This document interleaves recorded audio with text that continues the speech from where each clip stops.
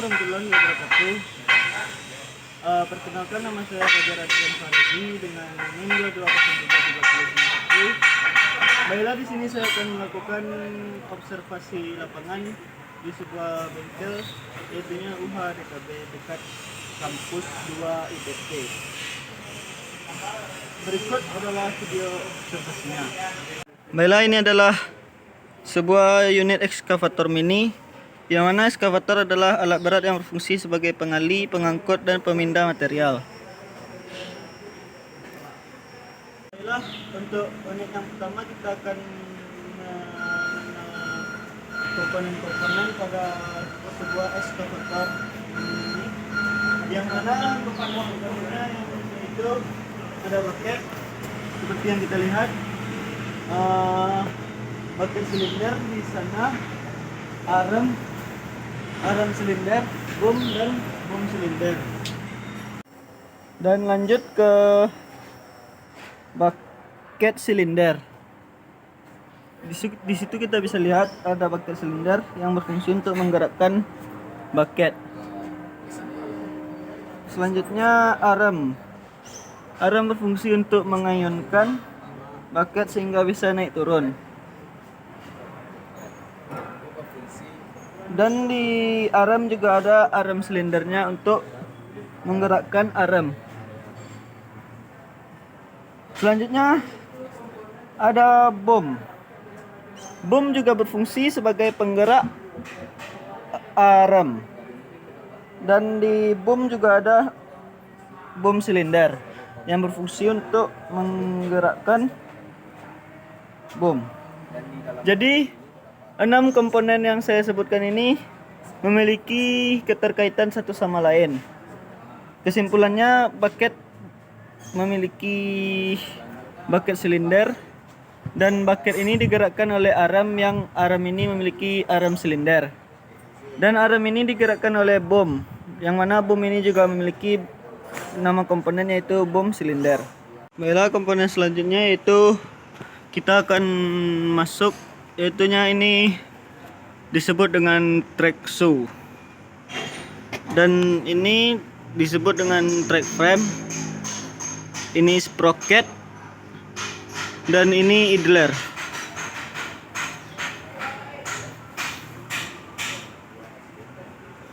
Keempat komponen ini memiliki hubungan satu sama lain.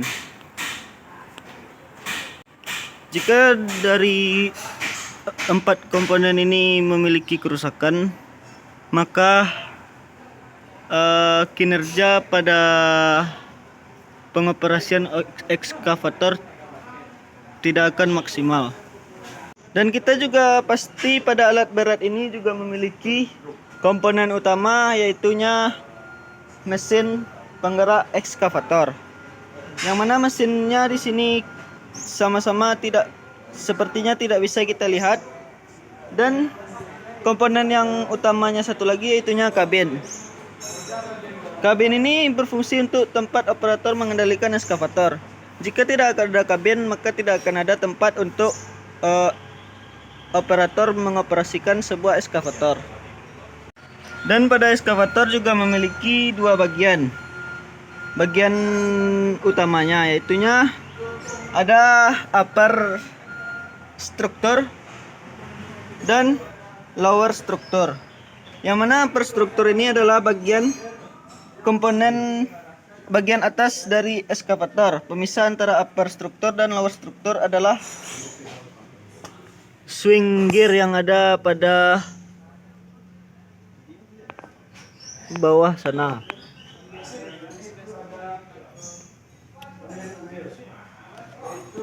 Bagian upper struktur memiliki kabin, engine, motor swing, boom arm, bucket, dan attachment lainnya. Dan untuk lower struktur adalah bagian bawah ekskavator yang lebih dikenal dengan under chariot. Komponen yang digunakan untuk jalan pada eskavator.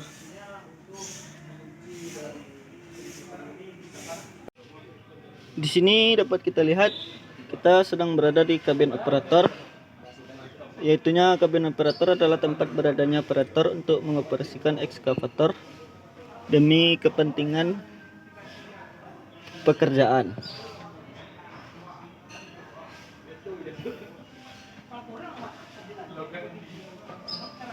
Di sini dapat kita lihat yaitu ada pedal untuk menggerakkan attachment pada eskavator ini. Tapi di sini pada kabin ini saya merasa ini tidak begitu lengkap, atau ya itulah. Pada eskavator keluaran terbaru, kabin dibuat senyaman mungkin dengan tujuan memberikan kenyamanan dan keamanan pada operator dalam melakukan kerja. Dan di sini kita lihat tidak ada kaca sebagai penghambat debu. Jadi saya rasa di sini tidak aman bagi operator, tidak nyaman bagi operator untuk melakukan pekerjaannya. Jadi kesimpulan dari yang dapat saya ambil di sini, fungsi ekskavator yaitu fungsi ekskavator adalah untuk mengerjakan kegiatan pertambangan, membuka lahan hutan untuk lahan pertanian, pembuatan jalan perintis, dan mengerjakan kegiatan hutan lainnya. Baiklah, sekian yang dapat saya jelaskan pada unit ekskavator ini. Selanjutnya kita akan masuk ke unit selanjutnya. Baiklah, selanjutnya kita akan masuk ke unit kedua, yaitunya wheel loader. Yang mana wheel loader ini adalah darat yang berfungsi sebagai pemindah suatu material tertentu. Baiklah,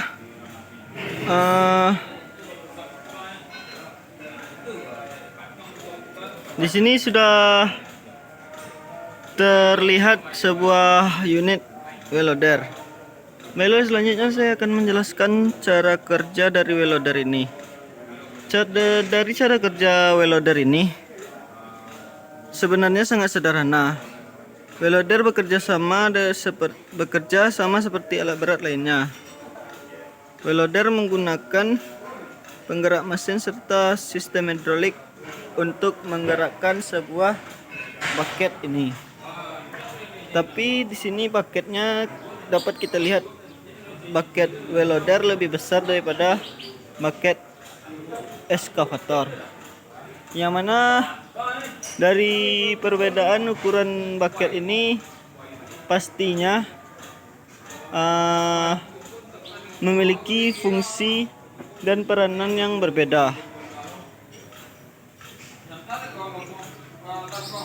Ukuran bucket dari wheel loader ini juga disesuaikan dengan banyak muatan.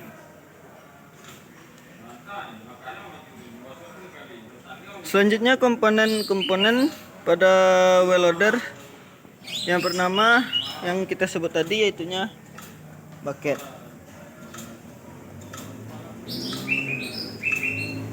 Dan selanjutnya yaitunya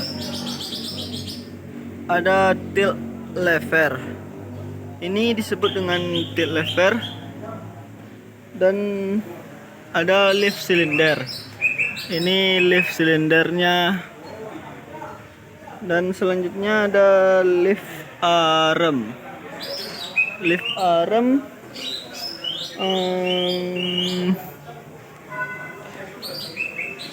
nih sebagai lift arm juga berhubungan dengan bucket. Selanjutnya yang lebih penting di sini juga ada headlamp. Headlamp ini seperti yang kita ketahui berfungsi sebagai sistem penerangan untuk kelancaran operasi welder.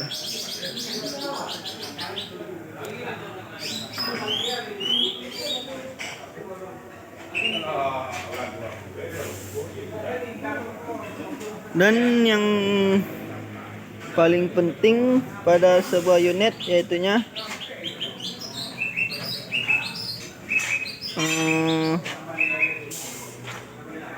roda depan dan roda belakang. Yang biasanya roda depan ini disebut front wheel dan roda belakang disebut rear wheel.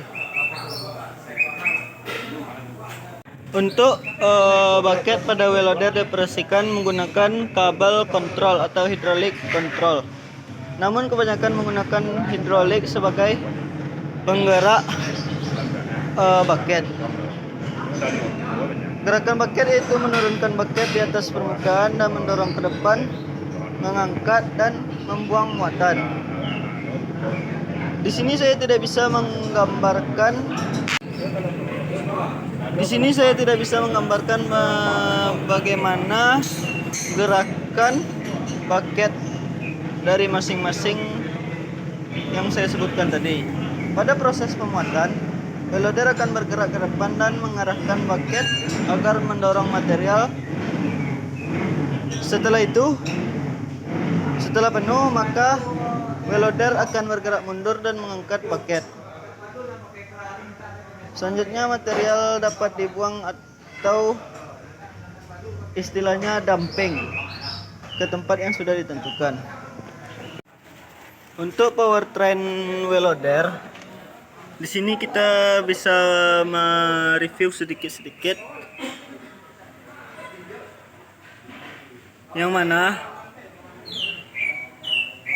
di sebuah unit pasti adanya transmisi. Tapi di sini kelihatannya agak berbeda dari transmisi pada mobil.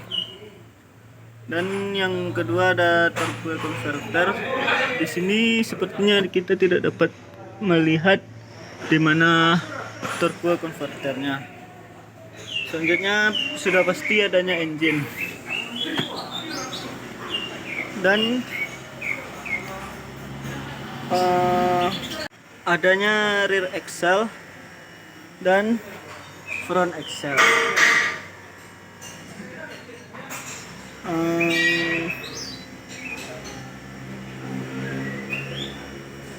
Selanjutnya ada center drive shaft.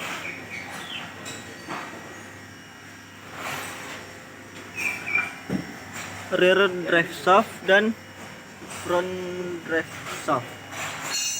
Untuk menjelaskan di dalam kabin, sepertinya saya tidak bisa menjelaskannya, tapi karena di sini tidak bisa dibuka kabinnya.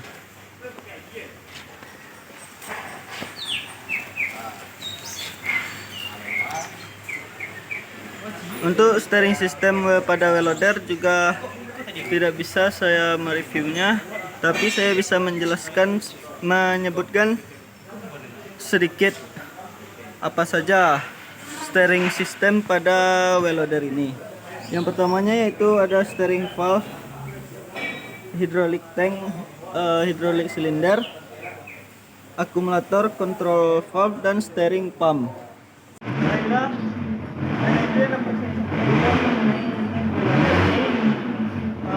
ada salah saya mohon maaf. Maka dari itu saya akan lanjut ke unit terakhir kita. Selanjutnya itunya dapat kita lihat di sini itunya compactor. Saya akan menjelaskan sedikit mengenai compactor ini. Angguk. Baiklah, saya akan menjelaskan sedikit tentang compactor. Compactor artinya pemadatan. Pemadatan di sini yaitunya pemadatan seperti material batu, kerikil atau tanah.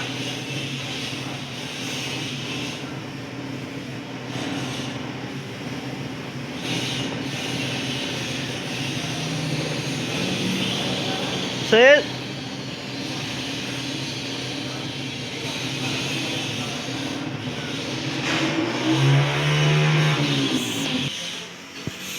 ada istilah yaitunya soil compactor. Soil compactor adalah jenis alat berat yang digunakan sebagai pemadat tanah, pemadat permukaan tanah lapangan atau semua pekatangan yang perlu pemadatan. Selain itu, pemadatan bertujuan meningkatkan stabilitas tanah, permukaan yang halus dan mengurangi celah udara. Soil compactor dibedakan menjadi dua jenis, yaitu single drum dan double drum. Tapi pada jenis ini, unit compactor ini yaitu memiliki adalah unit yang dinamakan sebagai single drum, termasuk dalam single drum. Ya, yang mana single drum adalah jenis compactor yang memiliki satu jenis drum di depan pada bagian belakang roda biasa. Dapat dilihat di sini. Compactor ini berfungsi untuk memadatkan tanah pada jalan sebelum dilakukan pengaspalan atau tanah lapang. Single drum memiliki motor travel untuk menggerakkan drum bagian depan pada bagian belakang menggunakan drive motor yang dihubungkan dengan axle untuk memutarkan roda kiri.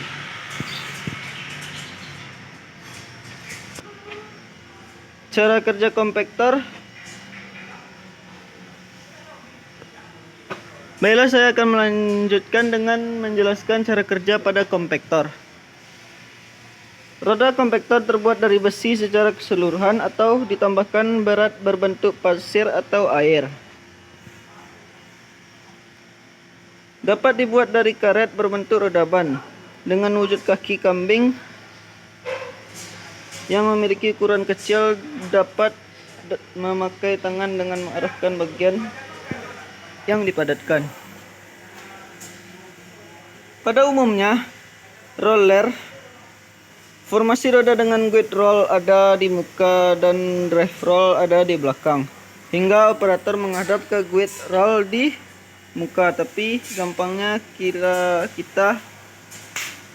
kita kira jika roller bekerja maju jika berjalan menuju guide roll.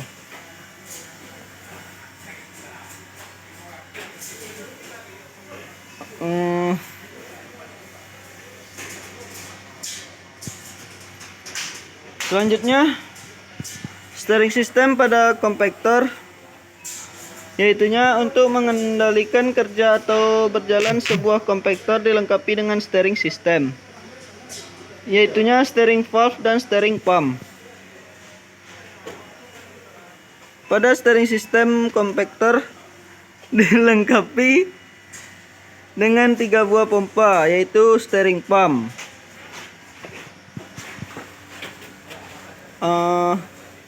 propulsion pump, dan vibration pump.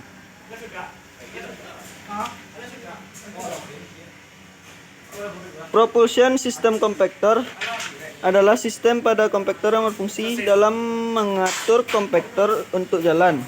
Pada propulsion system juga dilengkapi dengan propulsion pump dan propulsion motor.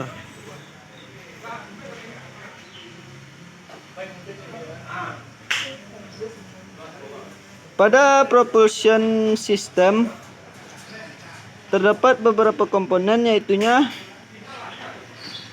axle drive motor, hydraulic motor, drum drive motor atau torque hub, ada brake valve dan oil cooler.